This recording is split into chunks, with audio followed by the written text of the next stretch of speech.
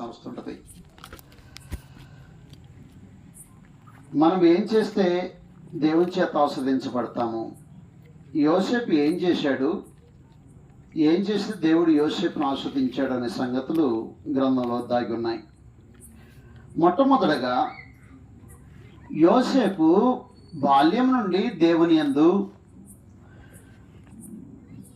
విశ్వాసం కలవాడై ఏం చేసిన వాడై అంటే చెడుతనాన్ని అసహించుకున్నవాడై ఉన్నాడు. బాల్యం నుండి చెడుతనాన్ని అసహించుకున్న కారణాన నువ్వు ఎంతగా ఆస్వాదించబడతావో అనే సమాచారం యోసేపు జీవితం నుంచి మనం తెలుసుకోవచ్చు. ఆదికాండం 37వ అధ్యాయంలో, ఆదికాండం 37వ అధ్యాయం మనకు తెలిసినట్టుగా అబ్రహాము కుమారుడు ఇస్సాకు, ఇస్సాకు కుమారుడు యాకోబు. యాకోబుకి 12 మంది సంతానం.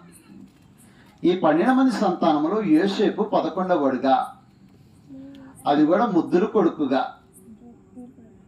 ప్రాముఖ్యంగా ఈ యాకోబు తన ఇష్టపడినటువంటి అమ్మాయి కోసం 14 సంవత్సరాలు కొలువు చేసి సంపాదించుకున్నటువంటి అమ్మాయి కుమారుడు అన్నమాట యోసేపు. 14 సంవత్సరాలు కొలువు చేశాడు ఆ అమ్మాయి కోసం. ఎవరామె? రాహేల్.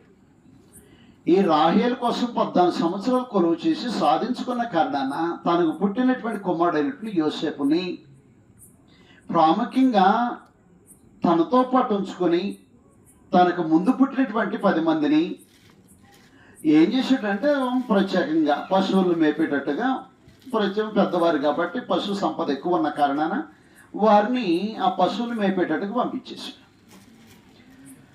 ఈ యోసేపు తండ్రి దగ్గర ఉన్నవాడై ఏం చేశాడనంటే ఆ తండ్రి అయిన యాకోబు కానీ, వారి తాత అయినటువంటి ఇస్సాకు కానీ, ఆళ్ళ నాన్నగారు అయినటువంటి అబ్రహాము కానీ ఎలాగ ప్రత్యేకంగా దేవుని యందు విశ్వాసం కలిగిన వారో అలాగే ప్రాముఖ్యంగా యోసేపు కూడా బహు విశ్వాసం కలిగిన వాడై చెడుతనాన్ని బాల్యదనం నుండే అసహించుకునేటువంటి వాడై ఉన్నాడు.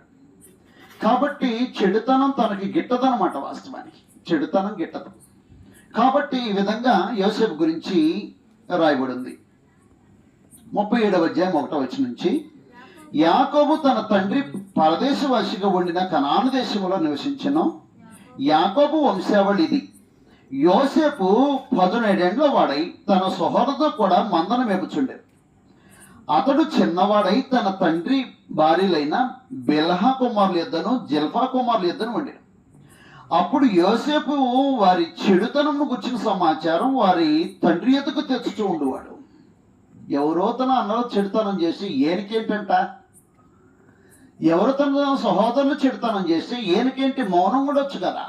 కానీ ఏం చేస్తున్నాడంటే యోసేపు తన చెడుతనాన్ని తీసుకొచ్చి తన తండ్రికి తెలియజేస్తున్నాడంట. ఎందుకనంటే బాల్యదినము నుండే చెడుతనాన్ని బహుగా సహించుకునేవాడు.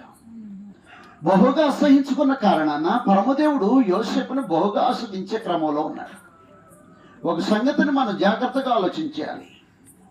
యోసేపు వారి చెడుతనాన్ని కూర్చున్నటువంటి సమాచారం ఎరిగినటువంటి వాడై ఏం చేస్తున్నట్టు తన తండ్రికి తెలియజేసినప్పుడు జరిగినటువంటి ఏర్పాట్లు ఎలాగున్నాయంటే, చెడుతనాన్ని అసహించుకున్నప్పుడు గౌరవ మర్యాదలు రావాలి కదా, ప్రేమ ఆప్యాయతలు పెరగాలి కదా, లేకపోతే ఎన్నో ఉపకారాలు జరగాలి కదా. చెడుతనం అసలు పాపాన్ని విసర్జించిన వాడికి ఎన్నో మేలు జరగాలి కదా. కానీ చెడుతనాన్ని బాల్యతనం నుండి అసహించుకునేటువంటి యోసేపు జీవితంలో కష్టాలు నష్టాలు తొంగి చూస్తున్నట్టుగా గ్రంథం తెలియజేసింది. ద్వేషం భేదం అనేది తొంగి చూస్తున్నట్టుగా కనపడుతుంది. కాబట్టి ఒక వ్యక్తి తన చెడుతనాన్ని అసహించుకునేటప్పుడు గ్రంథంలో ప్రకారంగా ఏం జరుగుతుందనంటే నీకు నష్టం వాటిల్లే అవకాశం మరి ఎక్కువగా ఉంటుంది. కానీ యోసేపు ఏ నష్టాన్నైనా అనుభవించడానికి సిద్ధపడినవాడు. తెలుసు కదా ఏం జరుగుతుందనంటే, చెడుతనాన్ని అసహించుకుని జీవితం గడిపేటువంటి ఈ యోసేపు విషయంలో పరమదేవుడు ఏం చేస్తున్నాడంటే దర్శనమిస్తున్నట్టుగా గ్రంథం తెలియజేసింది. ఇది దేవుని పాత్ర. దేవుని యందు భయభక్తులు కలిగి అంటే విశ్వాసం కలిగి ఈ యోసేపు ఎప్పుడైతే చెడుతనాన్ని అసహించుకుంటున్నాడో దేవుని తరపు నుండి ఏం చేస్తున్నాడంటే దర్శనం ప్రత్యేకంగా యోసేపు దొరుకుతుంది. ఎంత 10 మంది అన్నలు ఉన్నారు. ఎందుకంటే పెద్దవాడు, ఈ చిన్నవాడైనటువంటి వాడు యోసేపు తన తండ్రి ఇంట్లో ఉన్నప్పుడు వాస్తవానికి చిన్నవాడి విషయంలో దర్శనం ఇవ్వటం అనేది సాధ్యం కాకూడదు. పెద్దవాళ్ళు ఎంతోమంది ఉన్నారు కదా. కానీ పరమదేవుడు ఏదైనా మాట్లాడితే ఎవరితో మాట్లాడాలని పూనుకుంటున్నాడు, ఏదైనా దర్శనమిస్తే ఎవరితో దర్శనం ఇవ్వాలనుకుంటున్నాడు, తనకు ఫ్యూచర్లో జరగబోయేటువంటి ఒక విశేషమైన సమాచారం యోసేపుకు దర్శనం ద్వారా తెలియజేస్తున్నాడు. ఇది దేవుడు యోసేపు దేవుని ఎదుట చెడుతనం సహించుకొని బాల్యదం నుండి ప్రదర్శిస్తున్న కారణాన పరమదేవుడు ఏం చేస్తున్నాడంటే ఆయనకు దర్శనం ఇస్తున్నాడు. ఏం దర్శనం అది? ఏం దర్శనం? మాట్లాడుతున్నాడు అనమాట. డాడీ, అన్నలారా, ఒక నక్షత్రం మెలమెల మెరుస్తుంది, కొన్ని నక్షత్రాలు అలాగే సూర్యుడు చంద్రుడు వచ్చి ఏం చేస్తారంట? మెలమెల మెరిసే నక్షత్రానికి నమస్కారం చేస్తారంట అని చెప్పేసి ఎవరు చెబుతున్నారు? కాయకష్టం చేసుకొని సాయంకాలం పూట చల్లపూట ఇంటికి వచ్చి ప్రత్యేకంగా ఆదమరిసి ఎవరు వారు రెస్ట్ తీసుకునేటువంటి ఆ సమయంలో ఇంట్లో కూర్చొని కలగని పోయి చెబుతున్నాడు అనమాట. ఇంట్లో కలగని పోయి చెబుతున్నాడు అనమాట. అది కలగనటం అనేది పరమదేవుడు దర్శిస్తున్నటువంటి సమాచారం. ఆయనకి ఫ్యూచర్ కూర్చున్నటువంటి ప్రత్యేకమైనటువంటి వాళ్ళు తెలియజేస్తున్నటువంటి పరిస్థితి. ఏం జరిగిందనంటే, డాడీ, నేను ఒక రోజునంట మెలమెల మెరిసే నక్షత్రం నేనంట, మిగతా నక్షత్రాలు అన్నయ్యలంట, సూర్యుడు చంద్రుడు నువ్వు అమ్మంట, మీరందరూ వచ్చి నా నమస్కారం చేస్తారంట అని చెప్పేస్తున్నాడు. బాల్యదినంలో చెడుతనాన్ని అసహించుకునే వాడికి దేవుడేమో దీవెనకరమైన సమాచారాన్ని ప్రత్యేకంగా హెచ్చరిక చేసేసాడు. ఫ్యూచర్లో యోసేపు ఎలాంటి స్థితిలో ఉంటాడో ప్రత్యేకంగా యోసేపుకు చిన్నతనంలోనే దర్శనమిచ్చి తెలియజేసేసాడు. రెండో సమాచారం, ఆ విధంగా చెడుతనం సహించుకుని దేవుని యొక్క వాక్కుని, దేవుని యొక్క దర్శనాన్ని, దేవుని యొక్క ప్రత్యేకమైనటువంటి ఫ్యూచర్ జ్ఞానాన్ని ఏం చేసాడని తన సహోదరుడు తెలియజేసినప్పుడు, అరే వీడి ఇంట్లో ఉండి కలలు కానీ మన మీద షెట్టేర్లు వేస్తున్నాడు అని చెప్పేసి ఏం చేస్తున్నాడంటే పగబట్టినటువంటి పరిస్థితిలో ఉన్నారు. పగ మామూలు పగ కాదు ఇది. చూశారు అంత దూరం నుంచి, వీళ్ళు భోజనం తీసుకెళ్ళలేదు, అంతలోకి యోసేపు తండ్రి భోజనం ఇచ్చి పంపాడు. చూశారు అంత దూరం నుంచి. చూసిన వాళ్ళు ఏం చేశారంటే, అడిగో వస్తున్నాడు కలలు కానీ వాడు వస్తున్నాడు కాబట్టి వాడిని ఏం చేద్దామని ముందుగా ప్లాన్ వేసుకొని రాంగాన్ని ఏం చేశారంటే కాళ్ళు చేతులు పట్టుకొని, అంటే పై వస్త్రాలు ఉప్పదీసేసి కాళ్ళు చేతులు పట్టుకొని గోతులకు ఇసిరేశారు. అది వీడిని చంపటం ఇదే సరికాదు, అదిగోట ప్రయాణం అయ్యేటండి వాళ్ళకి ఇచ్చి పంపితే 10 అని చెప్పేసి కొంతమంది అన్నలు వాళ్ళకి వెలబెట్టి అమ్ముతారు. నేనేమంటున్నానంటే, నువ్వు ఎప్పుడైతే దేవుని యందు విశ్వాసం ఉంచి చెడుతనాన్ని అసహించుకొని జీవితం గడిపేటప్పుడు దేవుని తరపు నుంచి నీకు మేలు జరిగే అవకాశం ఉంటుంది. ఏంటి ఆ మేలు అని అంటే గ్రంథం మాట్లాడుతుంది. గ్రంథం ఏం తెలియజేస్తుందనంటే 39వ అధ్యాయం, బాల్యదినము నుండి చెడుతనాన్ని అసహించుకునే మనిషి. ఇక్కడ ఏం తెలియజేస్తున్నాడు చూడండి. 39వ అధ్యాయం 1వ వచనంలో, యోసేపును ఐగుప్తును తీసుకుని వచ్చినప్పుడు ఫరో యొక్క ఉద్యోగస్తుడు రాజ సంరక్షక సేనాధిపతియునైన పోతిఫరు ఒక ఐగుప్తీయుడు అక్కడికి అతను తీసుకుని వచ్చిన ఇష్మాయిల్ ఎదురు అతను కొని, యోసేపు యెహోవా యోసేపునకు తోడయ్యుండెను అన్నాడు. అంత సంగతి. ఒక సంగతి ఏంటంటే దర్శనం ఇచ్చాడు ఒకటి, చెడుతనాన్ని అసహించుకుంటున్న కారణం. రెండో సమాచారం, దేవుడు తనకి ఏమై ఉన్నాడంట? తోడై ఉన్నాడు. కాబట్టి ఇక్కడ ఏమంటుందంటే, యెహోవా యోసేపునకు తోడై ఉండేను కనుక అతడు వర్ధిల్లుచు తన యజమానుడుకు ఆ ఐగుప్తుని ఎంట నుండెను అన్నాడు. ఎంతకీ దేవుడు తోడుగా ఉండటం వల్ల ఏం జరుగుతుంది? చెడుతనాన్ని అసహించుకుంటున్న కారణం ఏం జరిగింది అనమాట? దేవుడు తోడుగా ఉండటం ఒక వంతు, అంతకంతగా వర్ధిల్లటం మరొక వంతు.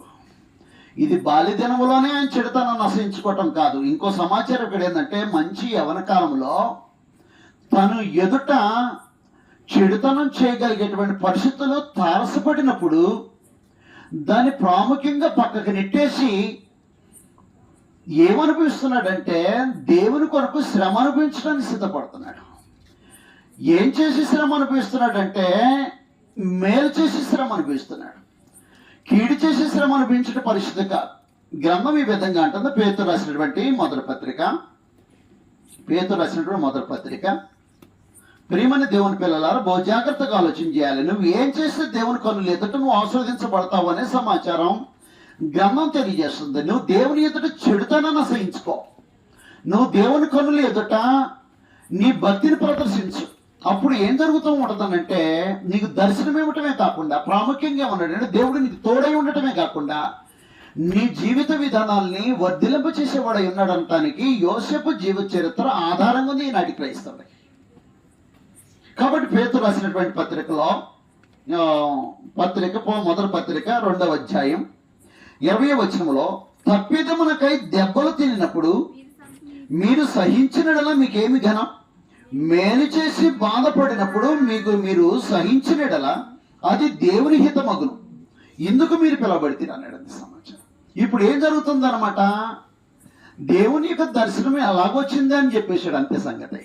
దేవుని దర్శనం ఎలాగుంది, దేవుడు నాతో ఈ విధంగా మాట్లాడుతున్నాడు, దేవుడు ఇదిగో ఈ కళ నా విధంగా నాకు తెలియజేశాడు అని చెప్పిన కారణాన తను నమ్మేసిన పరిస్థితి. అమ్మబడ్డవాడంటే నీ దుస్తుల్లో ఏమైందో తెలియదు, కానీ గ్రంథం ప్రకారంగా ఒక నీచమైన జీవితం జీవించేటువంటి పరిస్థితి, చెడుతనం అసహించుకున్న కారణాన అలాంటి భయంకరమైన పరిస్థితి యోసేపు జీవితంలో తొంగి చూసింది. అన్నలు పగపట్టడమే కాకుండా ప్రత్యేకంగా అమ్మబడ్డవాడు, సమాజంలో అటు అమ్మబడుతూ పోతున్నవాడు సమాజంలో గౌరవం మర్యాదలతో జీవితం గడపటం అనేది సాధ్యమే కాదు. కాబట్టి చెడుతనాన్ని అసహించుకుంటే ఎంత కష్టం ఉంటుందా, ఎంత బాధ ఉంటుందా, ఎంత వ్యతిరేకం ఉంటుందా, ఎంత ప్రత్యేకమైనటువంటి ఆటంకాలు ఉంటాయా.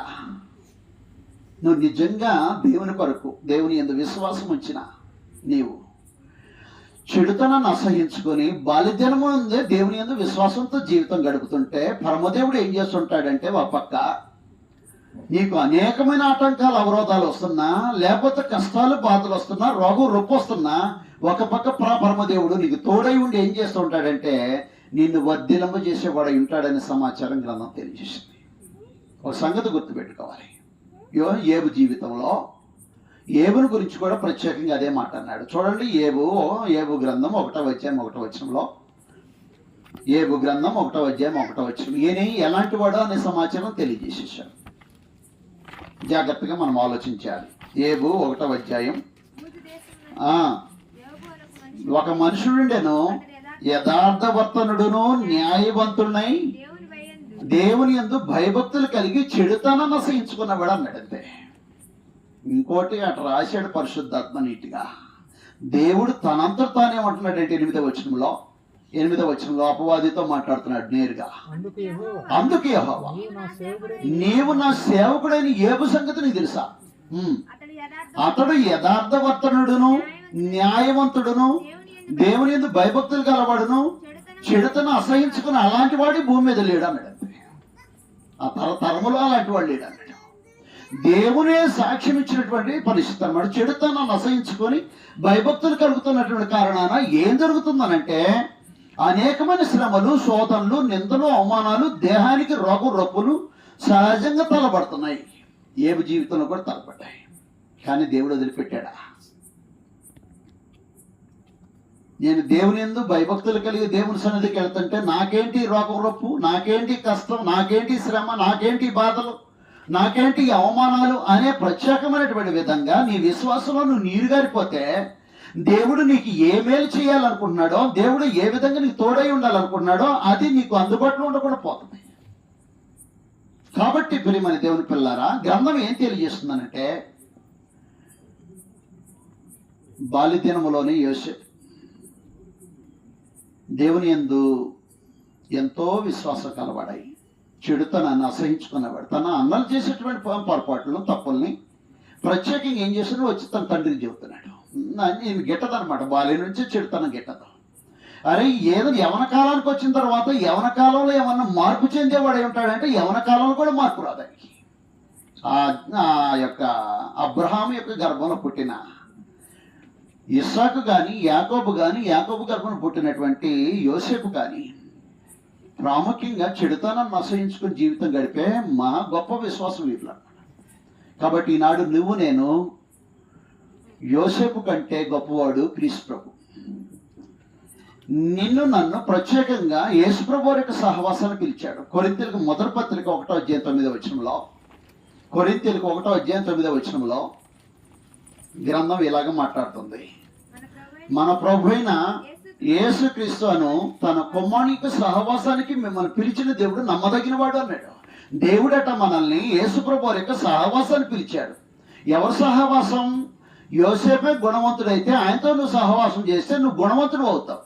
కానీ యోసేపు కంటే గొప్పవాడైనటువంటి క్రీస్తు ప్రభుని యొక్క సహవాసాన్ని నిన్ను నన్ను పిలిస్తే మనం ఏం చేయాల్సిన అవసరం అంటే, యోసేపు కంటే ఉన్నతమైన జీవితం జీవించగలిగేటువంటి సామర్థ్యం మనలో ఉందని పరమదేవుడు యేసు ప్రభు వారి యొక్క సహవాసాన్ని పిలిచాడు. కావున ప్రియమైన దేవుని పిల్లలారా, మనం ఒకసారి ఆలోచించాలి. చెడుతనాన్ని అసహించుకుని విశ్వాసాన్ని కాపాడుకుంటే నీ పట్ల దేవుడు నీకు తోడై ఉండటమే కాదు, దేవుడు ప్రత్యేకంగా యోసేపును ఎలాగ వర్ధిలింపజేస్తున్నాడో ఆ విధంగా నిన్ను వర్ధిలింపజేసేవాడు ఉంటాడని ప్రత్యేకంగా గ్రంథం తెలియజేసింది. కాకపోతే జీవితంలో కొన్నిసార్లు కష్టాన్ని, నష్టాన్ని, రోగాన్ని, రొప్పుని నీ జీవితంలో రుచి చూడాల్సిన అవసరం ఉంటుంది. వాటిని లేకోకుండా, కష్టం లేకోకుండా ఒకడు విశ్వాసవంతుడిగా, ఒకడు దేవుని కుమారుడుగా జీవించడం సాధ్యమే కాదు వాస్తవానికి. ఏమంటే నేను దేవుని దగ్గరికి వెళ్ళింది కష్టాలు నష్టాలు పోతికి అని కలిసి వస్తుందని వచ్చానని చెప్పేసి అంటే, పరమదేవుడు ఏమంటుంటాడంటే, దేవుని యందు నిజంగా విశ్వాసం కలిగిన వాడు ఏం చేయగలిగిన వాడు అని అంటే ప్రతి విధమైన శ్రమను అనుభవించేవాడు. అందుకే గ్రంథంలో సద్భక్తి గలవానికి ఏమిటాయంట హింసలు ఉంటాయి అన్నాడు.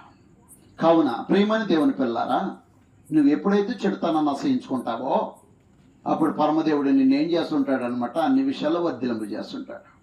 ఆయన వర్ధిల్లింపజేసే క్రమంలో, ఆయన నీకు తోడుగా ఉండి జరిగించే క్రమంలో ఈ మధ్యలో అనేకమైన శ్రమలు, శోధనలు, నిందలు, అవమానాలు, రోగం, రొప్పులు క్రైస్తవులుగా మనం అనుభవించాల్సిన అవసరం ఉంటుంది. రెండో సమాచారం, ఒకటి నువ్వేం చేసి ఆస్వాదించబడతావంటే, నీ చెడుతనాన్ని అసహించుకుంటే నువ్వు ఆస్వాదించబడతావు, యోసేపులాగా వర్ధిల్లుతావు అని చెప్పేసి మాట్లాడేశాడు. రెండో సంగతి, ఆదికాండం 41వ అధ్యాయం. ఆదికాండం 41వ అధ్యాయం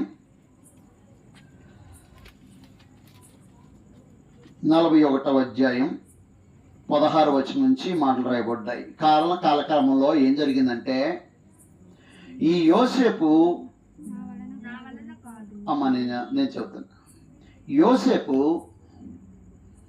ఈ పోతిఫర్ ఇంట్లో ఏ చెడుతనం చేయకోకుండా, ఏ దుర్మార్గ పని చేయకోకుండా బహుజాగ్రత్తగా దేవుని ఎదుట తన యొక్క సంబంధిగా ఒక హెబ్రిడిగా జీవితం గడిపిన కారణాన ఏం జరిగిందంటే తనకు శోధన, శ్రమలు తలపడ్డాయి.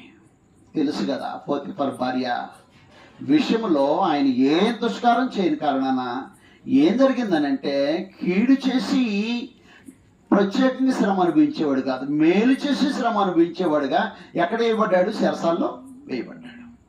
చెరసాల్లో వేయబడినటువంటి యోసేపుని ఏం జరిగిందనంటే, ఆయన పోయేలోకి 2 ఖైదీలు లోపల ఉన్నారు. ఆ చెరసాల్లోకి ముందుగా పోయారు. పోయిన తర్వాత అక్కడ ఇద్దరికి చిరాకాలు వచ్చేసింది.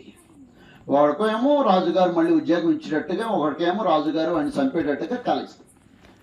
ఆ కళ వచ్చింది కానీ దాని భావం కొట్టకలాడుతుంటారు. అంతలోకి యోసేపు ఆ కళభావం చెబుతాడు. కళభావం చెప్పేటప్పుడు అన్నటువంటి ఒక శ్రేష్టమైన మాట ఏంటంటే, 40వ అధ్యాయం 14వ వచనం చదువుదాం.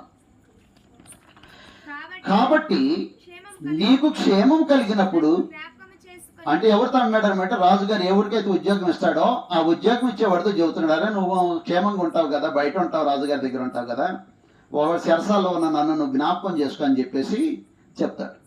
ఆ మాట మాట్లాడు, నీకు క్షేమం కలిగినప్పుడు నన్ను జ్ఞాపకం చేసుకుని నా ఎందుకు కనికరించి కరుణించి పరోతో నన్ను కూర్చి మాట్లాడి ఈ ఇంటి నుండి నన్ను బయటికి రప్పించు. ఎలయనగా నేను హెబ్రీల దేశము నుండి దొంగిలింపబడితిని, అది నిశ్చయం. మరియు ఈ చెరసాల్లో నన్ను వేయుటకు ఇక్కడ సహా నేను ఏమీ చేయలేదు. అది సమాచారం. ఏం చేశాడు? నేనేం చేయాల, ఏ పొరపాటు చేయాలా, ఏ దుర్మార్గపాటు చేయాలా, ఏ చెడుతనం చేయాలా మాట్లాడేశాడు. నేను ఏ చెడుతనం చేయకోకుండా మంచి చేసి మేలు చేసి చెరసాల్లో పడ్డాను, కాబట్టి నన్ను కొంచెం గుర్తు చేసుకో అని చెప్పేసి ఆ యొక్క రాజుగారు ఎవరికైతే ఉద్యోగం ఇస్తాడో తనకు చెప్పేశాడు. తానేం చేశాడు, మర్చిపోయాడు. చెరసాల్లో ఈయన బాధలు అనిపిస్తూనే ఉన్నాడు. ఆ సమయంలో పరమదేవుడు ఏం చేశాడంటే ఒక కళని రాజుగారికి పుట్టించాడు.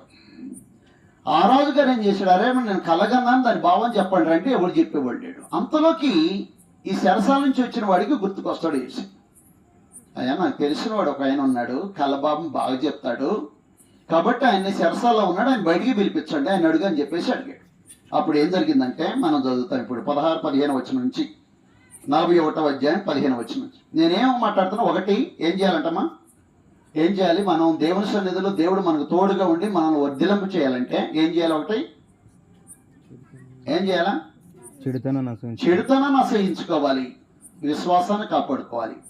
మొట్టమొదటి సమాచారం తెలుసుకున్నాం. నువ్వు ఎప్పుడైతే అలా ఉంటావో దేవుడు నిజంగా నీకు తోడుగా ఉండి నిన్ను వర్ధిలింపు చేసేవాడు అంటాడు. రెండో సమాచారం, అదే సమయంలో నువ్వు ఎప్పుడైతే దేవుని యందు బైబిల్ విశ్వాసం కలిగి చెడుతనాన్ని అనుసరించుకుంటావో నీకు శ్రమ రాకపోదు, నీకు కష్టం రాకపోదు, నీకు ప్రత్యేకంగా రోగరూపు రాకపోదు. కానీ నువ్వు దాంట్లో స్థిరంగా విశ్వాసాన్ని కాపాడుకుంటే తిరిగి యోబుకి ఎలాంటి స్థితిని కోల్పోయాడో తిరిగి రెండంతలు యోబుకి అనుగ్రహించినట్టుగా ఈనాడు నిన్ను దేవుడు హెచ్చించకపోడు. కాబట్టి గుర్తుపెట్టుకొని బహు జాగ్రత్తగా చెడుతనం లేకుండా చూసే దేవుడు చూస్తున్నాడన్న సంగతి జాగ్రత్తగా గుర్తెరిగి బహు జాగ్రత్తగా ఘటాలను కాపాడుకోవాల్సిన వస్తుంది. రెండో సమాచారం ఇప్పుడు ఏమన్నాడంటే, యవన కాలంలో యోసేపు దేవుణ్ణి దేవునిగా గనపరుస్తున్నాడు. ఎప్పుడైతే నువ్వు దేవుణ్ణి దేవునిగా గనపరుస్తావో దేవుడు నిజంగా నిన్ను హెచ్చిస్తాడు, నిన్ను కనపరుస్తాడు అనే సమాచారం గ్రంథం తెలియజేసింది. చూద్దాం 15వ వచనంలో. ఫరో యోసేపుతో, నేను ఒక కలగంటిని, దాని భావం తెలుపగలవాడు ఎవరు లేరు, నీవు కలను విన్న ఎడల దాని భావం తెలపగలవని నిన్ను గూర్చి వింటినని అతనితో చెప్పినందుకు రాజే నన్ను ఎంత పొగుడుతున్నాడని కాలరేకరయ్యాలి, సహజంగా కాలరేకరయ్యాలి. ఎందుకంటే అలాంటి జ్ఞానం ఎవరి దగ్గర ఉంది, యోసేపు ఉంది. ఎప్పుడు నుంచి ఉంది, బాల్యదినం నుంచి ఉంది అనమాట. బాల్యదినము నుంచి ఉంది కాబట్టి చెప్పేశాడు అనమాట, నువ్వు అనే బయటికి వెళ్ళిన తర్వాత రాజు దగ్గర ఉన్న తర్వాత నన్ను జ్ఞాపకం చేసుకొని ఆల్రెడీ రాజుగారి దగ్గర ఉద్యోగం పొందిన వాడికి ముందుగానే హెచ్చరిక చేశాడు. కాబట్టి ఏదో ఒక రోజున ఈ యోసేపు విషయంలో దేవుడు కృప చూపిస్తాడని ఎరిగినటువంటి యోసేపు కాలరేకరయ్యాలి. కానీ కాలరేకరేసిన వాడు కాదు. ఏమన్నాడంటే చూడండి 16వ వచనం. యోసేపు, అది నా వల్ల కాదు. ఏంటి నా వల్ల కాదు, కలభావం చెప్పటం నా వల్ల కాదు. దేవుడే ఫరోకు క్షేమకరమైన ఉత్తరం ఇచ్చినని ఫరో తాను ఏం చేస్తున్నాడు అనమాట. బాల్యదినంలోనే యవన కాలంలో ఏం చేస్తున్నాడు, దేవునిగా కనపరుస్తున్నాడు అనమాట. కళని, ఫ్యూచర్ని, కాలగతులు దేవుని స్వాధీనంలో ఉన్నాయి, భవిష్యత్తు దేవుని స్వాధీనంలో ఉంది. ఆ భవిష్యత్తును చెప్పగలిగిన వాడు దేవుడే కానీ నేను కాదు అన్నాడు. అంతే చెప్పగలిగే సామర్థ్యం దేవుడు యోసేపుకి బాల్యదినం నుండి ఇచ్చినా కూడా తనలో ఉన్న సామర్థ్యాన్ని ప్రదర్శించుకున్నవాడు కాదు. ఆ ఘనత, గౌరవం, మర్యాద ప్రత్యేకంగా దేవునికి సొంతమని యవన కాలంలో పరమదేవుణ్ణి గణపరచటం యోసేపు జీవితంలో ఉంది. ఈనాడు మనం దేవునిగా గనపరచగలిగితే దేవుడు నిన్ను నన్ను ఎంతగా గనపరచగలిగిన వాడంటే ఏ బలహీనమైన స్థితిలోనైనా, ఏ దీన స్థితిలోనైనా పరమదేవుడు నిన్ను అన్ని విషయాలు హెచ్చించగలిగిన వాడు అన్న సమాచారం జాగ్రత్తగా జ్ఞాపకం చేసుకుని చూద్దాం యోసేపు గురించి. 25వ వచనం. అందుకు యోసేపు, ఫరో కనిన కళ ఒకటే, దేవుడు తాను చేయబోతున్నది ఫరోకు తెలియజేసాను. ఏం చేయబోతున్నాడో, దేవుడు ఏం చేయబోతున్నాడో ఫ్యూచర్లో అది నీకు దేవుడు తెలియజేస్తున్నాడు. మొట్టమొదటిగా రాజా నీకే తెలియజేసేసాడు కళ ద్వారా అన్నాడు. అప్పుడు అన్నాడు అనమాట, నేను ఇంక కథ చెప్తున్నాను, ఇంకా చదవాల్సిన పని. 7 బలిసిన ఆవులు గొట్ట మీద మేస్తున్నాయి, 7 బక్క చిక్కిన ఆవులు ఏట్లు మేస్తున్నాయి. అనుకోకుండా బక్క చిక్కిన ఆవులు ఏం చేసినాయంట, పరుగును పోయి బలిసిన ఆవులు మింగేసినాయంట. ఇది కళ రాజుగారికి వచ్చింది. మరి ఇదేదో విచిత్రంగా ఉండే. 7 బలిసిన ఆవులు, ఏమో బక్క చిక్కిన ఆవులు పోయి బలిసిన ఆవులు మింగేసినాయి. ఈ కళ వచ్చింది, కన్ఫ్యూజన్లో ఉన్నాడు రాజుగారు. ఏంటి అర్థం కావట్లేదు, ఎవడు చెప్పినా చెప్పమట్లేదు, చెప్పట్లా. అప్పుడు యోసేపు ఏమన్నాడంటే, అయ్యా రాజా, ఈ నీకు వచ్చిన కళ భావం చెప్పగలిగేది దేవుడే. అది దేవుడు నీకే బయలుపరిచాడు. ఏం జరగబోతుందనంటే నీ కాలాల్లో 7 సంవత్సరాలు విస్తారమైన పంట పండిద్ది. ఆ తర్వాత 7 సంవత్సరాలు భయంకరమైన కరువు వస్తుంది. 7 సంవత్సరాలు పండిన పంటనంతటిని 7 సంవత్సరాలు తినివేసే పరిస్థితి వస్తుంది. కాబట్టి 7 సంవత్సరాల కరువు అనేది బక్కచిక్కిన ఆవులు. ఆ 7 సంవత్సరాలు బాగా పంట పడింది బలిసిన ఆవులు. ఈ బక్కచిక్కిన ఆవులు అంటే కరువు కాలంలో పండిన పంటనంతా తినేస్తాయి. కాబట్టి ఇది జరగబోతుంది నీ కాలంలో అని చెప్పేసి యోసేపు రాజుగారి కళకి భావం చెప్పేసేసాడు. అప్పుడు ఏం జరిగిందంటే 37 వచ్చి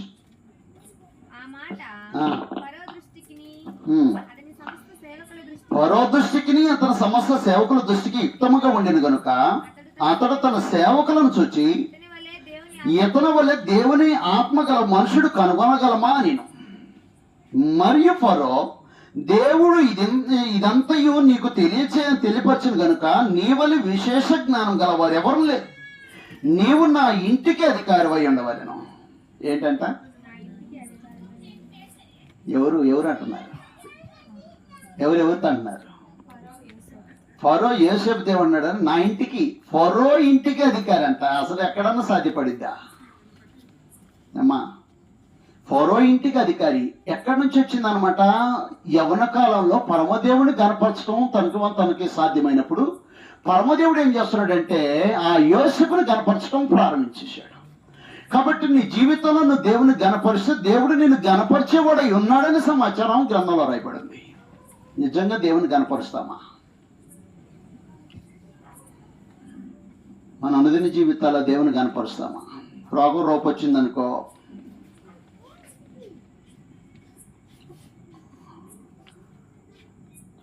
ఒక డబ్బా తీసుకొని 4 ఉప్పు గళ్ళేసి పిల్లోడు చుట్టూ తిప్పేసి ఆడపడేస్తాం.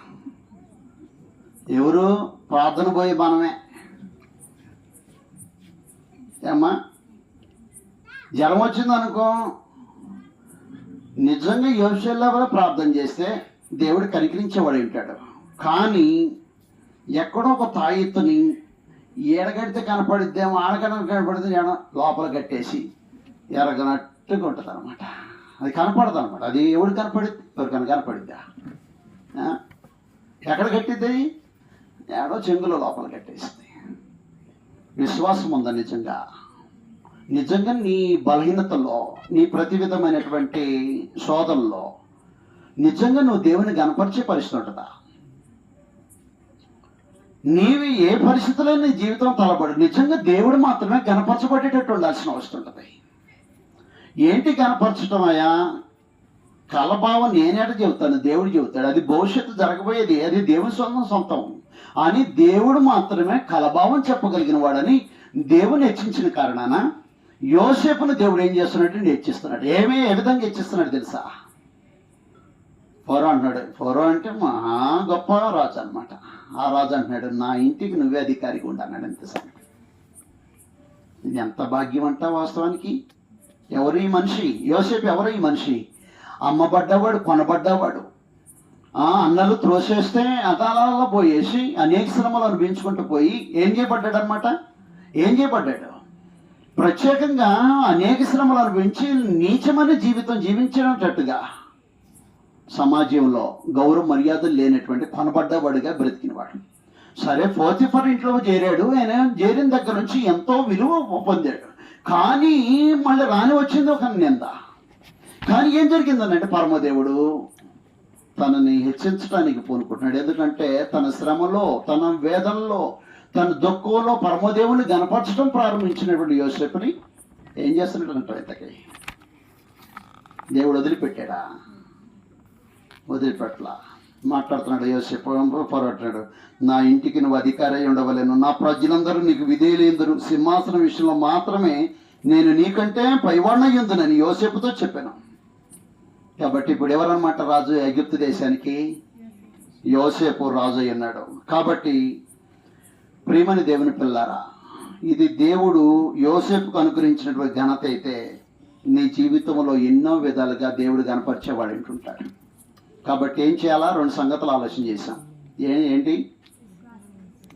విశ్వాసం చేత చెడుతనాన్ని అసహించుకుంటే ఏం జరుగుద్ది? దేవుడు నీకు ప్రత్యేకంగా దర్శనం ఇచ్చేవాడు ఉంటాడు, లేదా దేవుడు నీకు తోడై ఉంటాడు, లేదా దేవుడు నిన్ను వర్ధిలింప చేస్తాడు అనే సమాచారం. అంటే నీ భవిష్యత్తును కూడా దేవుడు అద్భుతంగా కాలరాసే పరిస్థితి, మంచి అద్భుతంగా తీర్చిదిద్దేటట్టుగా దేవుడు నీకు గొప్ప బహుమానం ఇవ్వగలిగిన వాడు. 2వ సమాచారం, నువ్వు ఎప్పుడైతే నిజంగా దేవుని గనపరుస్తావో దేవుడు నిన్ను గనపరచడం ఖాయమనేది గ్రంథం చెప్పిన సమాచారం. సమూయేలు మొదటి గ్రంథంలో చూడండి ఈ మాట రాయబడింది. సమూయేలు మొదటి గ్రంథం 2వ అధ్యాయం 30వ వచనం. నీ ఇంటి వారును నీ పితరుల ఇంటి వారును నా సన్నిధిని యాజకత్వం జరిగించుదరని యెహోవా ఆజ్ఞించునను, ఇప్పుడు అది నా మనసును కేవలం ప్రతికూలం అని ఇశ్రాయేలు దేవుడిని యెహోవా సెలవిచ్చున్నాడు. కావున యెహోవా వాక్యేదనగా, నన్ను గణపరచువని నేను గణపరచుదును, నన్ను తృణీకరించు వారు తృణీకారం పొందుదురు అన్నాడు. దేవుని నువ్వు గణపరిస్తే దేవుని బాధ్యత ఏంటంటే దేవుడు నిన్ను గణపరచడం అనేది తను జోక్యం చేసుకుంటాడు. నిజంగా మన అనుదిన జీవితాల్లో దేవుని గణపరుస్తున్నామా ఆలోచన చేయాల్సిన అవసరం ఉంటుంది. కాబట్టి ఇప్పుడు ఏమైపోయాడు అనమాట? యోసేపు ఏమయ్యాడు అనమాట? ఇంతకీ ఏమయ్యాడు యోసేపు? ఏమయ్యాడు ఇప్పుడు? దేవుడు ఆయన ఏ విధంగా హెచ్చించాడు? ఐగుప్తు దేశానికి రాజుగా హెచ్చించేశాడు. 42వ అధ్యాయం 5వ వచనంలో మాట రాయబడింది. కరువు కనాను దేశంలో ఉండేను గనుక ధాన్యం కొనవచ్చిన వారితో కూడా ఇశ్రాయేలు కుమారులు వచ్చిరి. అప్పుడు యోసేపు, ఇది సమయం మనం ఆలోచన చేసి, యోసేపు ఆ దేశం అంతటి మీద అధికారి ఉండేను అన్నాడు. అది యోసేపు ఏమై ఉన్నాడంట? ఐగుప్తు దేశానికి అధికారి ఉన్నాడు.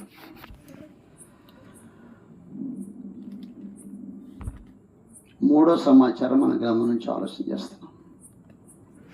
ఏంటంటే యోసేపు దేవుని యందు భయభక్తులు కలిగిన వాడు. భయభక్తులు కలిగి ఏం చేస్తున్నాడు తెలుసా? కుటుంబం యొక్క ఉనికి ఏంటో ఎరిగి కుటుంబాన్ని బహుగా ప్రేమించేవాడై ఉన్నాడు. జాగ్రత్తగా ఆలోచించాలి. నేను ప్రార్థనకి వెళ్తాం కానీ కుటుంబ మర్యాదలు, కుటుంబ గౌరవాలు, అంటే ఉదాహరణకి భార్య భర్త విషయంలో లోబడి ఉండటం, లేదా భర్త భార్యను ప్రేమించటం, తల్లిదండ్రులు బిడ్డల్ని సన్మార్గంగా పెంచడం, బిడ్డలు తల్లిదండ్రులను సన్మానించటం. కాబట్టి ఇలాంటి ఉన్నతమైనటువంటి వాతావరణం యోసేపు కాలంలోనే యోసేపు ప్రదర్శించిన వాడు అయినాడు. ఎలా జరిగిద్దంటే అది దేవుని యందు భయభక్తులు కలిగిన కారణాన కుటుంబ వ్యవస్థని అద్భుతంగా నీటిగా కట్టుకునేటువంటి వాడు అయినాడు. మన గ్రంథం నుంచి ఆలోచన చేస్తాం. యోసేపు ఐగుప్తు దేశానికి అధికారి అయినాడు. కరువు ఐగుప్తు దేశం మీదకి రాకోకుండా అది అలా పాకి ఎక్కడ పోయింది? అది ఎక్కడికి వెళ్ళింది? యోసేపు అన్నలు ఉన్నారే ఆ కనాను దేశం దాకా పాకింది.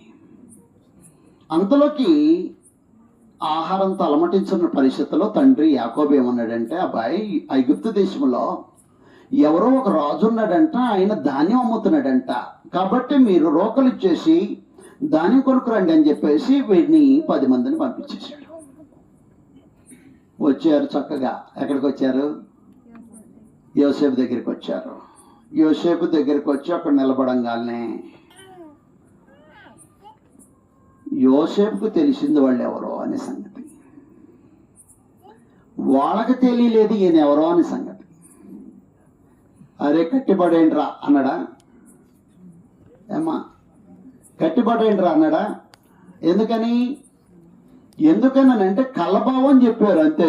చిన్నప్పుడు చెడుతనాన్ని తండ్రికి చెప్పాడు, కలభావం చెప్పాడు. ఒక రోజున నక్షత్రం మెలమెల మెరిసిద్ది, మిగతా నక్షత్రాలు మీరు నాకు నమస్కారం చేస్తారు, సూర్యుడు చంద్రుడు అమ్మ మీరు నాకు నమస్కారం చేస్తారని చెప్పిన కారణాన అది కలలు కన్నా వాడు వచ్చాడు.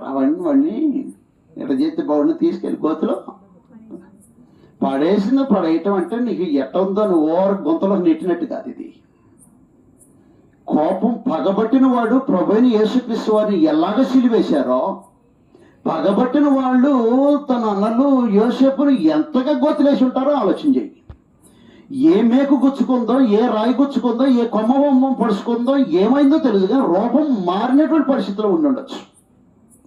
ఒక లోయలో వేయటం అంటే, ఇస్త్రీ వేయటం అంటే, బట్టలు ఇప్పేసి ఇస్త్రీ వేయటం అంటే, అదే బట్టలు ఉంటే పోయే కొమ్మకో తగులు కొరికిన మెల్లి కింద పడ్డాడు అనుకోవటానికి లేదు. ఇసురు కొడితే ఎలాంటి స్థితిని అనుభవించాడు, రూపం మారినటువంటి పరిస్థితి ఉండొచ్చు. కసిగట్టి యేసుప్రభు వారు సిలువేస్తే ఎంత భయంకరమైనటువంటి రూపమా! అందరూ వాస్తవానికి సృష్టికర్త అని క్రీస్తు ప్రభు సృష్టిలో సృష్టిగా వస్తే ఆయన ఎంత రూపవంతుడో నువ్వు ఆలోచించే. రూపవంతులు ఎవరన్నా ఉన్నారంటే వారు నిర్మించింది ప్రభు అనేసి. మరి రూపించిన వాడే ఏ లోకంలో జన్మిస్తే ఆయన ఇంకెంత రూపవంతుడో. కానీ రూపం మారేటట్టుగా చిత్రహింసలు పెట్టేసి 9 గంటల నుంచి సాయంకాలం 3 గంటల దాకా కఠోరమైన శిలువ మాట అనుభవిస్తే ఆయన రూపం ఎలా మారింటుందో నువ్వు ఆలోచించాయి. అలాగా యోసేపు నీ కోసం, నా కోసం, ప్రత్యేకంగా వాళ్ళ అన్నల కోసం, యేసుప్రభు మన కోసం ఎలా చనిపోయాడో తన అన్నల కోసం తను పెట్టినటువంటి బాధలో ఎంతో శ్రమ అనిపించినవాడు. నన్ను ఈ విధంగా శ్రమపాలు చేస్తాడా, నన్ను ఈ విధంగా పరాయి వాళ్ళకి అమ్ముతాడా, వీళ్ళు బట్టేంట్రా నన్ను చూసాడు. అత్తబట్టి ఎంత చూశాడు. ఏమంటాడంటే జాగ్రత్తగా మనం ఆలోచించాలి. 42వ అధ్యాయం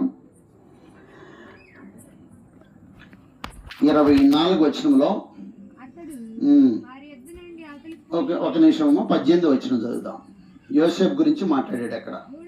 3వ దినమున యోసేపు వారిని చూచి, నేను దేవునికి భయపడేవాడును, మీరు బ్రతుకున్నట్లు దీన్ని చేయండి అన్నాడు. అంటే యోసేపు దేవుని యందు భయభక్తులు కలిగిన వాడు అన్నాడు. ఎప్పటి నుంచి భయభక్తులు కలిగిన వాడు? ఏదో శ్రమలు వస్తే ఆ శ్రమల వల్ల తట్టుకోలేక దేవుని యందు భక్తి కలిగి ఉన్నాడా?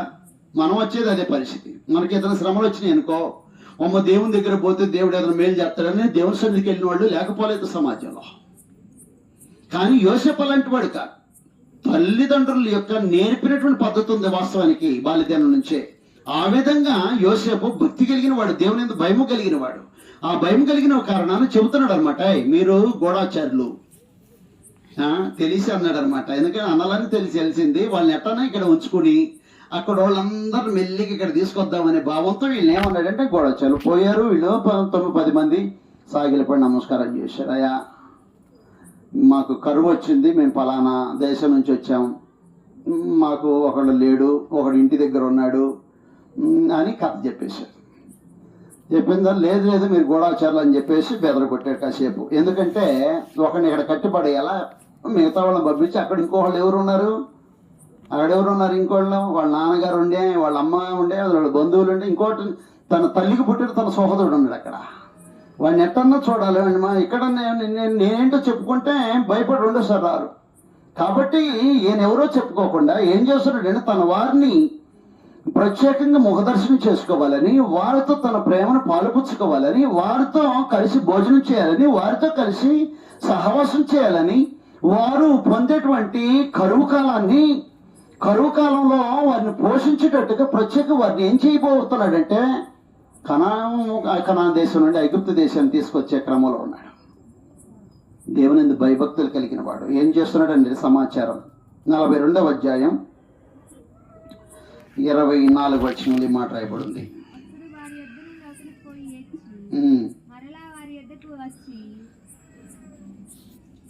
అమ్మా,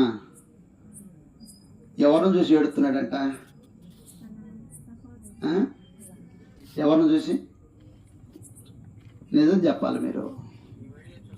ఎవరిని చూసి ఏడుస్తున్నాడు? ఎవరు చెప్పట్లా. యోసేపు అన్నలు వచ్చారు, అన్నలను చూసి ఏడుస్తున్నాడు అనేది సహజంగా మనం అనుకునేది. అసలు ఎవరిని చూసి ఏడుస్తున్నాడు? నిజం చెప్పాలి, శత్రువులు. అంతే కదా. అన్నలు వాస్తవానికి యోసేపుకి ఏమై ఉండాలి? సహజంగా గోతులేసిన తర్వాత, అమ్మిన తర్వాత ఎంత పగతో ఆయన ఎంత చిత్రహింసలు చేశారు. అలాంటి శత్రువు నీ శత్రువులు ఎదురుపడితే ఏనేం చేస్తున్నాడు, వాళ్ళ విషయంలో ఏడుస్తున్నాడని చెప్పేశాడు ప్రాముఖ్యంగా. కారణం ఏంటంటే భక్తి కలిగిన వాడి యొక్క జీవితంలో నెలకొల్పబడ్డటువంటి కన్నీరు అది వాస్తవానికి. అంటే కుటుంబంలో తన సహోదరులు ఎలాంటి వాళ్ళు అనే సమాచారం, వాస్తవానికి కుటుంబంలో తన తండ్రి ఏంటి, తన తల్లి ఏంటి అని కుటుంబం బంధాన్ని ప్రాముఖ్యంగా నిలబెట్టేటువంటి వాడిగా ఉన్నాడు ప్రాముఖ్యంగా. తర్వాత మనము 43వ అధ్యాయం చూసినట్టే ఒక సమాచారం ఇలాగ రాయబడి ఉంది.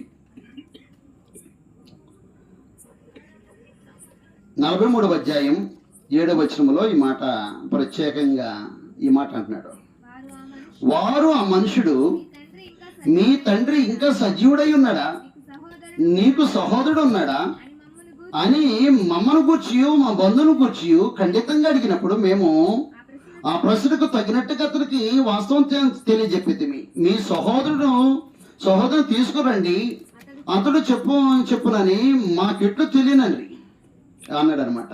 ఏమన్నాడు, మీ తండ్రి బతికే ఉన్నాడా? ఎవరి గురించి విచారిస్తున్నాడు? తండ్రి గురించి విచారిస్తున్నాడు. ఇంకొకడు ఉన్నాడుగా, మీ సహోదరుడు ఒకడు ఉన్నాడు బెన్యామీను ఇంట్లో, వాడు ఎట్టున్నాడు, బాగున్నాడా అన్నాడు.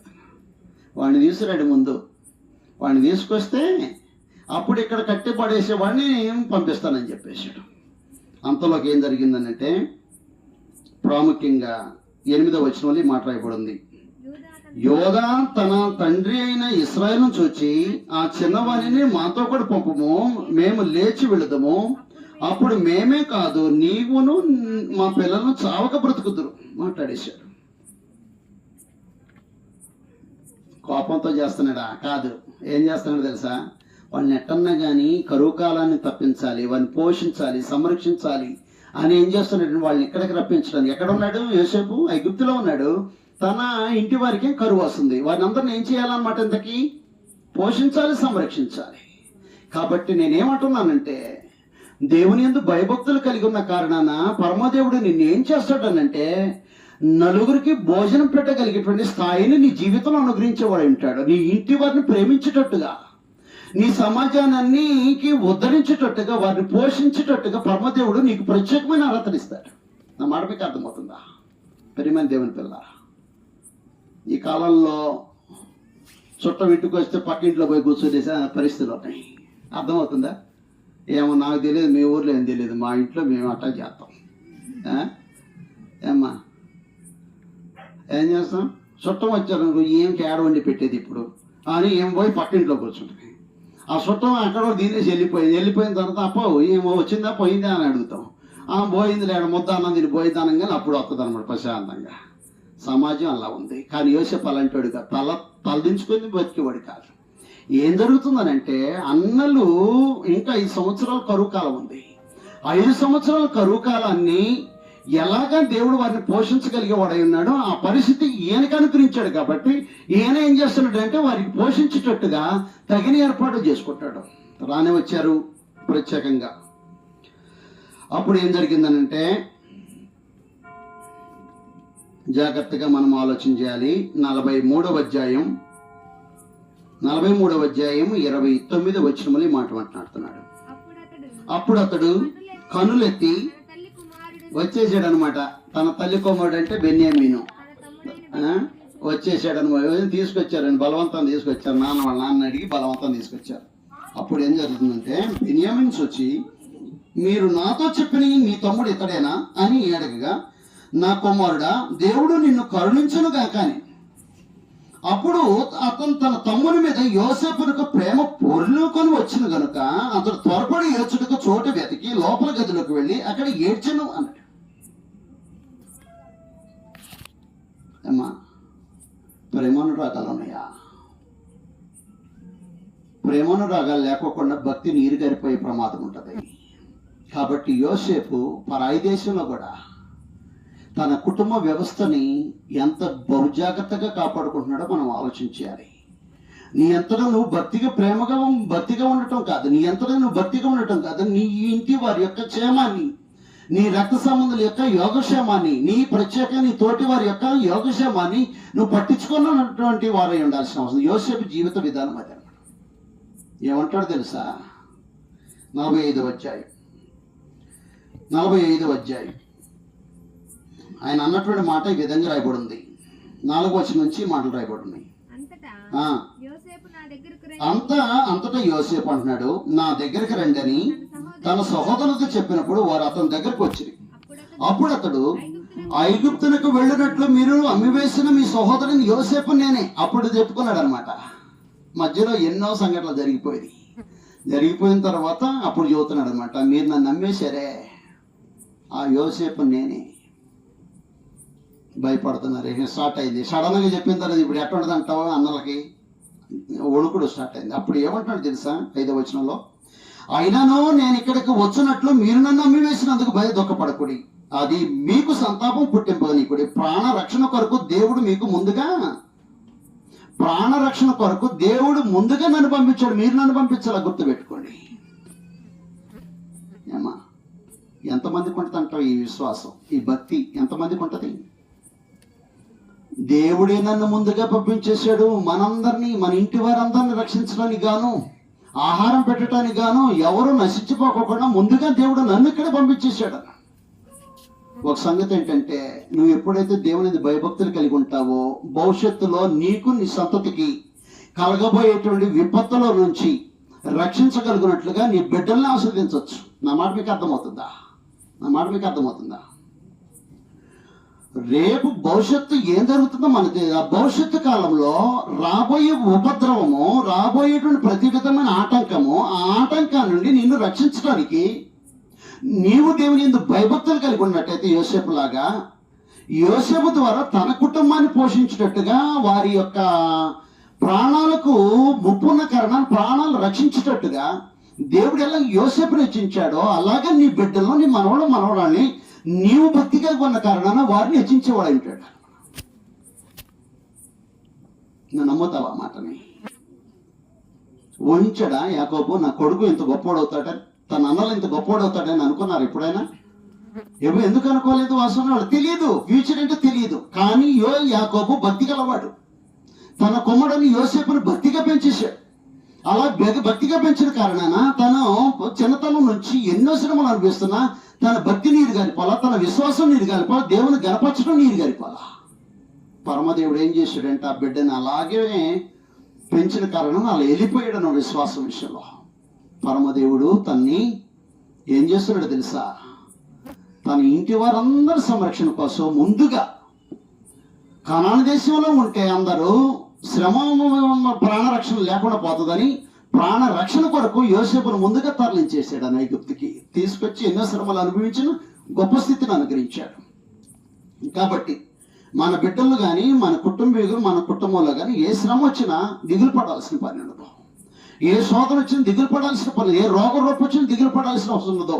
దాని వెనక ఏదో ఒక మేలుందన్న సమాచారం జాగ్రత్తగా నమ్మి నువ్వు ఏం చేయాలంటే, దేవుని యందు యోసేపు ఎలాగ విశ్వాసవంతుడై ఉన్నాడో, ఎలాగ దేవుని గణపరిచిన వాడై ఉన్నాడో, ఎలాగ దేవుని యందు భయభక్తులు కలిగి ఉన్నాడో, అలాగే నీవు నీ కుటుంబీకులు అలా జీవించగలిగితే, నీవు నీ బిడ్డలు అలా జీవించగలిగితే పరమదేవుడు ఏం చేస్తాడంటే నీ బిడ్డల వలన, నీ మనవరాల వలన పరమదేవుడు నీ కుటుంబానికి వచ్చే ఆపదలని రక్షించగలిగిన వాడు అంటాడు.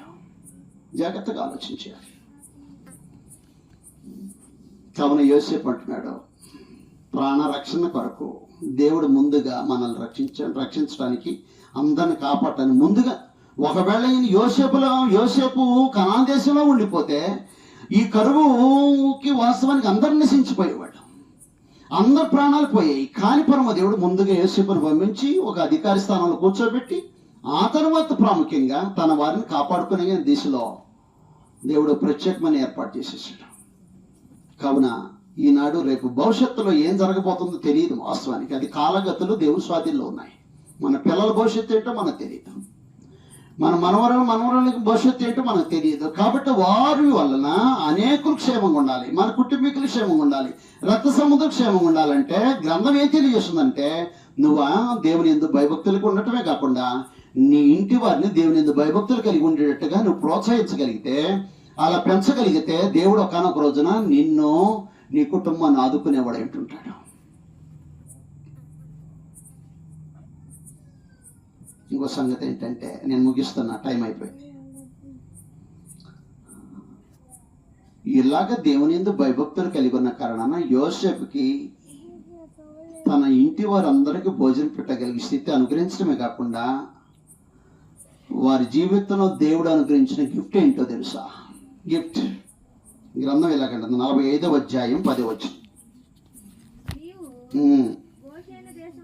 45వ అధ్యాయం 19వ వచనం.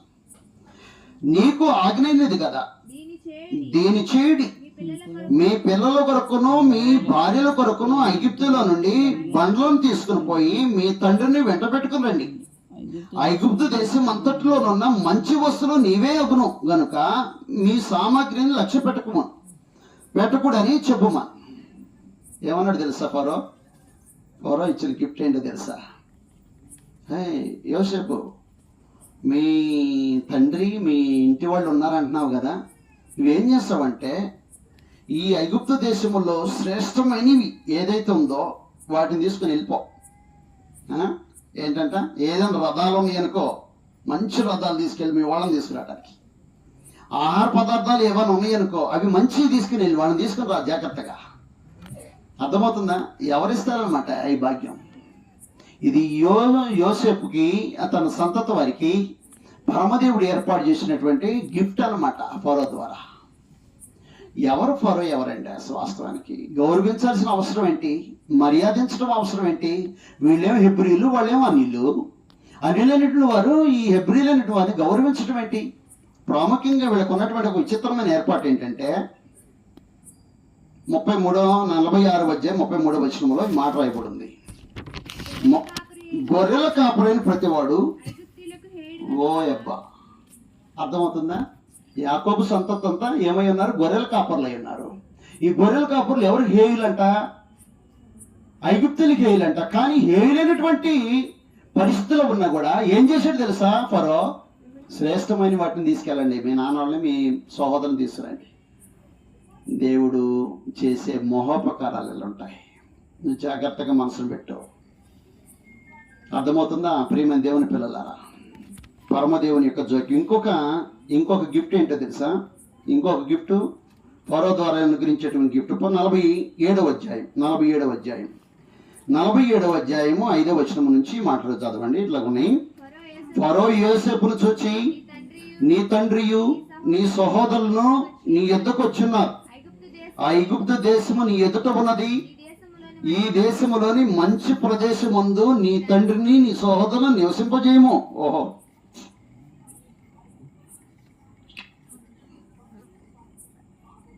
అర్థమవుతుందా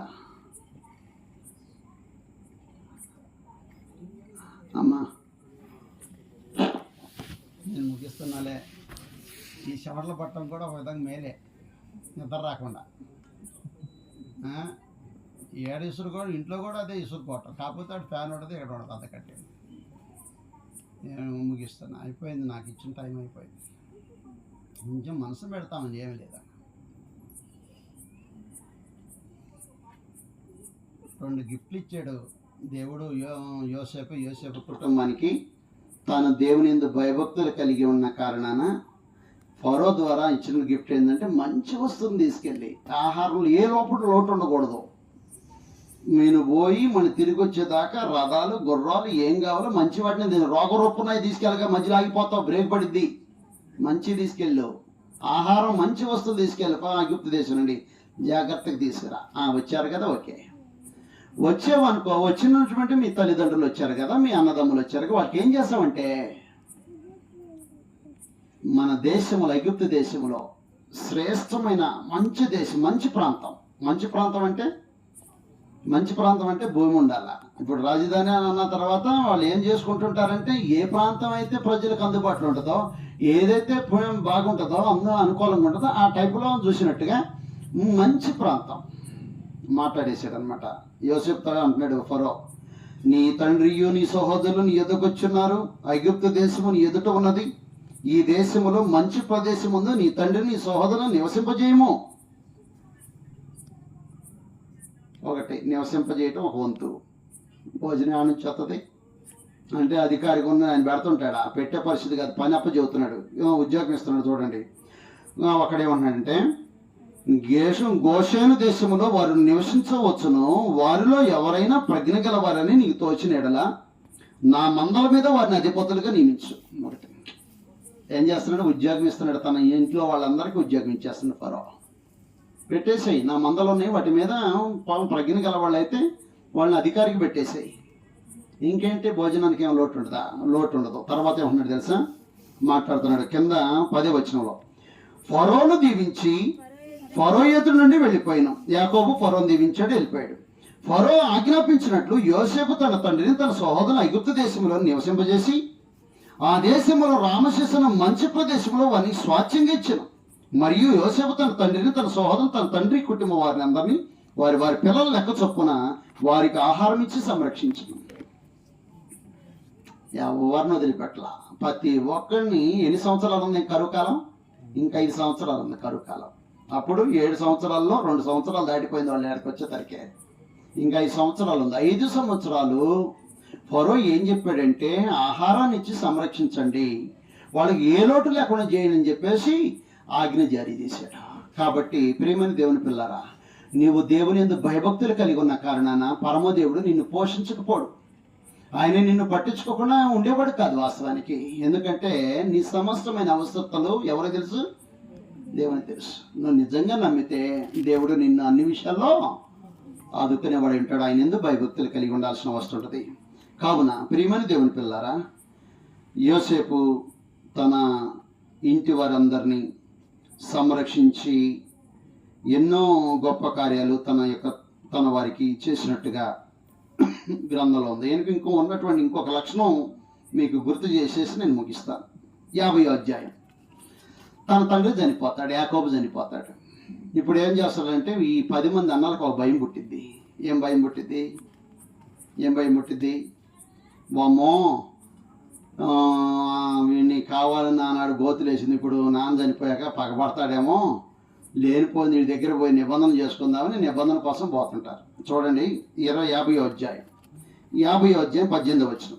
మరియు అతని సహోదరులు పోయి అతని ఎదుట సాగిలపడి, ఇదిగో మేము నీ దాసులమని చెప్పగా యోసేపు మాట్లాడుతున్నాడు, భయపడకుడి. అదిగా చూసారేమన్నాడో, నేను దేవుని స్థానం అందున్నానా, మీరు నాకు కీడి చేయని ఉద్దేశించదురు కానీ నేటి దినం జరుగుతున్నట్లు కనుక బహు ప్రజలను బ్రతికించినట్టుగా అది మేలుకే దేవుడు ఉద్దేశించను అన్నాడు. అమ్మా, మీకు అర్థమవుతుంది ఏమన్నాడు? యోసేపు యొక్క విశ్వాసం యొక్క స్థాయి ఏంటో నీకు అర్థమవుతుందా? వామో ఈయనేం చేస్తాడని అనుకొని అక్కడ పోయి, అయ్యా మేము ఈ దాసులు నాయన మమ్మల్ని క్షమించని అడుగుతుంటే క్షమించే అధికారం ఎవరి చేతిలో ఉందన్నాడు? దేవుని చేతిలో ఉంది. క్షమించడం నేనేమని దేవుని స్థానంలో ఉన్నాను, నేనేమని మిమ్మల్ని పోషించడానికి కానీ క్షమించడానికి కానీ దేనికన్నా. కాబట్టి గ్రంథంలో ఏమన్నాడంటే, నేను దేవుని స్థానంలో, నేను దేవుడి స్థాయి దేవుడి. కాబట్టి నేనేం చేస్తానంటే మనకందరికీ మేలు కలగటానికి గాను దేవుడు ముందుగా నన్ను ఇక్కడ పంపించాడు. కాబట్టి ఇది మన మేలు కొరకే జరిగించాడు. ఏ నష్టం వాటిల్లినా, ఏ కష్టం వాటిల్లినా, ఏ రోగరూపు వచ్చినా, ఏ పరిస్థితుల్లో మన కుటుంబానికి నా జీవితంలో వ్యక్తిగతంగా జరిగినా అదంతా మన మేలు కొరకే అని చెప్పేసి. ఈనాడు కీడు జరిగితే మేలు కొరకే అని అనుకునేవాళ్ళు ఎంతమంది? ఎన్నో కష్టాలు, అనేకమైన విపత్తులు జరిగితే అది మేలు కొరకే అని అనుకునేవాళ్ళు ఎంతమంది? కానీ యోసేపు అద్భుతంగా ఏ శ్రమ అనుభవించినా అది నా కొరకు మేలే, ఏ కష్టం అనుభవించినా అది మేలు కొరకే దేవుడు నా జీవితంలో అనుగ్రహించేశాడని ఒక గొప్ప విశ్వాసం కలిగిన వాడు యోసేపు. కాబట్టి ప్రియమైన దేవుని పిల్లలారా, దేవుడు నిన్ను విడిచిపెట్టేవాడు కాదు. మనుషులను విడిచిపెట్టే అవకాశం ఉండదేమో కానీ దేవుడు విడిచిపెట్టేవాడు కాదు. బహు జాగ్రత్తగా ఆలోచించేయాలి. యోసేపు దేవుని యొక్క సన్నిధిలో ఎలాంటి ఉన్నతమైన స్థాయిని, విశ్వాస పరిపాలనను కాపాడుకుంటున్నాడో మనము అర్థం చేసుకోవాలి. విశ్వాసాన్ని కాపాడుకుంటున్నాడు, ఎంతో చెడుతనాన్ని విసర్జించిన వాడికి ప్రదర్శిస్తున్నాడు, దేవుని గణపరుస్తున్నాడు, ప్రాముఖ్యంగా దేవుని యందు భయభక్తులు కలిగి ఉన్నాడు. మరొక సమాచారం ఏంటంటే, ఏ శ్రమ, ఏ రొప్ప వచ్చినా, ఏ బాధ వచ్చినా అది మేలు కొరకేనని చెప్పేసి స్థిరంగా తన వారిని కూడా బలపరుస్తున్న వాడు అయి ఉన్నాడు ప్రాముఖ్యంగా. కాబట్టి నువ్వు ఎప్పుడైతే చెడుతనాన్ని అసహించుకొని దేవుని యందు విశ్వాసం కలిగి ఉంటావో దేవుడు నీకు తోడై ఉండి వర్ధిల్లింపజేస్తాడు. రెండో సమాచారం, దేవుడిని నువ్వు గనపరిస్తే దేవుడు నిన్ను గనపరుస్తాడు, ఖచ్చితంగా గనపరుస్తాడు. మూడో సమాచారం, దేవుని యందు భయభక్తులు కలిగి ఉన్న కారణాన నీ ద్వారా అనేకులకు భోజనం పెట్టగలిగే స్థితిని కలుగు చేస్తాడు. అంటే నీ పిల్లల తర్వాత, నీ తరం తర్వాత, ఇంకో తరం తర్వాత, ఇంకో తరం తర్వాత ఏం చేయగలిగిన వాడంటే ప్రత్యేకంగా నీ ఇంటి వారిని ఆదుకోగలిగే పరిస్థితి ఉంటుంది. ఎందుకంటే నువ్వు భక్తిలో ఉంటావు, నీ పిల్లలు భక్తిలో ఉంటారు. కాబట్టి అలా భక్తిగా ఉన్న కారణాన దేవుడు నిన్ను ఆదుకునేవాడు ఉంటాడు. ఏ పరిస్థితిని రానికొక్కడా నేను కాపుదల చేస్తాడు.